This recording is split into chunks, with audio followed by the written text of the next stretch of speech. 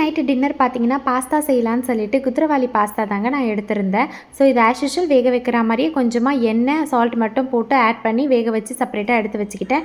எனக்கு பிடிச்ச வெஜிடபிள்ஸ்லாம் நான் ஃபைனாக சாப் பண்ணி வச்சாச்சுங்க. இப்போ ஒரு பேனில் கொஞ்சமாக ஆயில் விட்டு ஒரே ஒரு சின்ன வெங்காயம், கேரட், ஒரே ஒரு பீன்ஸ், தக்காளி பாதி போட்டு நல்லா சாட்டே பண்ணிக்கிட்டேன். ஸோ இந்த காய்கறிக்கு ஏற்ற மாதிரி உப்பு மட்டும் நான் கொஞ்சமாக ஆட் பண்ணிக்கிட்டேங்க.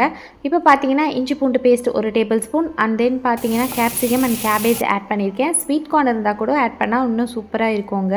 ஸோ ஆல்ரெடி வேக வச்ச பாஸ்தா இதில் ஆட் பண்ணி ஒரு மிக்ஸ் கொடுத்துக்கோங்க. அவங்களே இதில் பார்த்தீங்கன்னா டேஸ்ட் மேக்கர் கொடுத்துருந்தாங்க. செம்ம சூப்பராக இருந்துச்சு. அதோட ஸ்மெல் பார்த்தீங்கன்னா எந்தவித ஆர்டிஃபிஷியல் கலர்ஸ், ஃப்ளேவர்ஸ் எதுவுமே ஆட் பண்ணாமல் அவ்வளோ நல்லா இருந்துச்சுங்க.